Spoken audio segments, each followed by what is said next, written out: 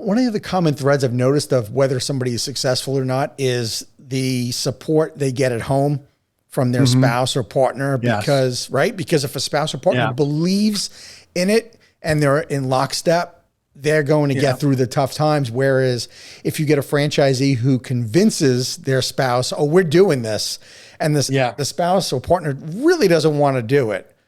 Well, or you get sometimes people who think that just because they're awarded a franchise, everything just comes to them easily. Yeah. They need to realize that, that first year it's hard work. I mean, it really, any franchise system. I think franchising is actually just a function of being able to stick with it. Yes. I've seen I know a number of franchisees and other franchise concepts, and the ones that aren't successful are the ones that never dug in. Right. And just dug in and did everything they were supposed to, whether they believed it or not, just dug in and did it. And that's how you become successful in franchising. Yeah. Sometimes just grinding it out and just, I'm not giving up. You're going to be successful. Right. And I was going to say earlier, on the flip side, it's when your spouse or partner doesn't believe in it. When something goes wrong, what do they say? I told you so. I told you this was going to happen. Yeah. Yeah. But it would be in any business that you were going to go through the grind. It's not because of, any one specific franchise. And obviously I'm preaching to the choir here, having a franchise podcast. But what I do love about your concept, as the others I've interviewed, it's the guardrails that you've given me. You've got a proven concept, and if I have bought into why you do what you do, and I really have, I love your concept. I think it is fantastic for the, obviously the double reasons of the residential, the real estate play, and for the residential care home play as well, I think is fantastic. But I know that at the end of the day, it's going to come down to my front line of having a great manager, having a great staff, because that's going to make or break the business, as it would in any franchise. Absolutely. And people always talk about, how staffing's an issue in businesses right now. And I agree it is. But I also know that I fully believe that people leave people. They don't leave jobs. You know what I mean? So if you're running a good franchise and you're treating your employees well, they're not going to go anywhere. Even if someone's offering $1 more an hour down the street from you. Right. I really believe in having a good culture in your franchise system, not only in the system itself, but all the way down to the franchisees and their employees. Right. I think the secret sauce to your franchise at each franchisee level is the staffing is only 5 people, right? Yeah. Yeah. So it's to make sure that you have a great culture. But because there's only 5 people that are in each location, you have to make sure that the machine is going to work well, that those folks have to work well together. So making sure they have the right personality, it comes down to culture more than anything else. I mean, hell, there's only 5 people working there.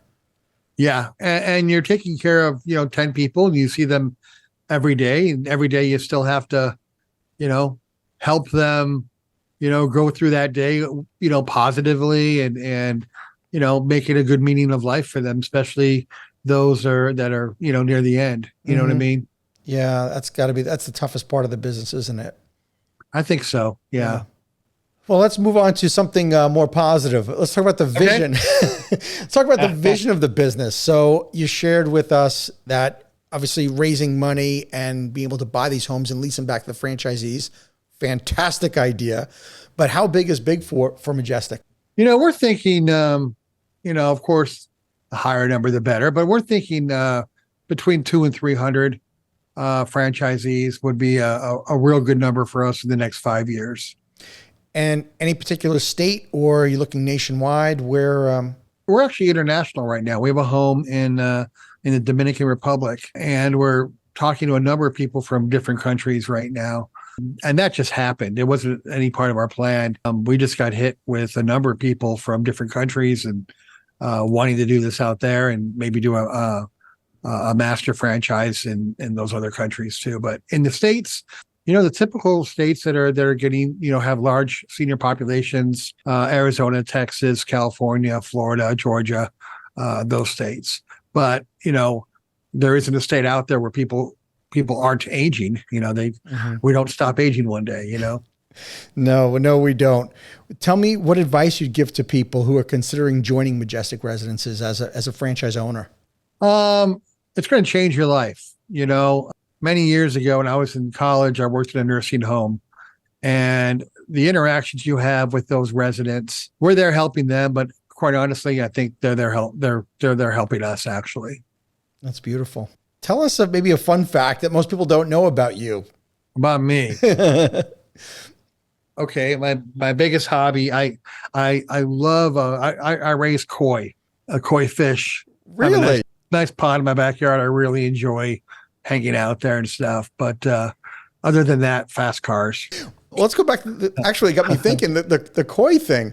I would imagine too with the Majestic Residences that landscaping and making the grounds beautiful is another unique aspect of the home, because you really got to make the surroundings beautiful. It has to be, really important, because like you mentioned before, that's the first thing the families are seeing, what the home looks like. And a lot of them, and I don't blame them, a lot of them have the thought process of if the home is not up to par, then the care is not up to par. Of course. So that's very important. One of our homes does have a koi pond, but we take a look a lot at that landscaping, both in the front curb appeal, but also in the back where they'll be walking in the backyard, maybe having some activities back there too. And the home itself has to be in real good shape. And, because someone in a wheelchair can really do damage to a wall, and you have to recognize it and get it fixed pretty quickly. Right. And we're not talking about costing a whole lot of money to make a backyard look beautiful, but that's a game changer for the resident. Absolutely. And you'd be surprised, I think the longer the people that are in this business, the more they see their home every single day, it becomes natural for them, and they don't pick up the small little things that they should be picking up on, especially as it comes to appearance. And, does the home look cluttered now that it's been open for 4 years?